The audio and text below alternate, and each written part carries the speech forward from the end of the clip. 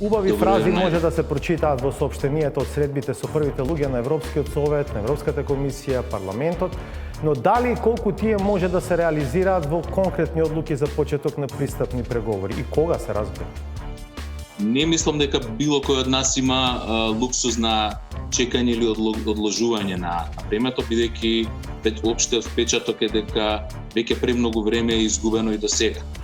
Мора повторно да направиме сума, да направиме сметка, дали со повлекувањето на сертификатите ќе изгубиме нешто во темпото на вакцинација, бидејќи нашата основна цел е да го засилиме темпото на вакцинација. И оваа мерка, воведување на сертификати, беше донесена во таа насока и на вистина доведе до засилување, до зголемување на бројките на вакцинација.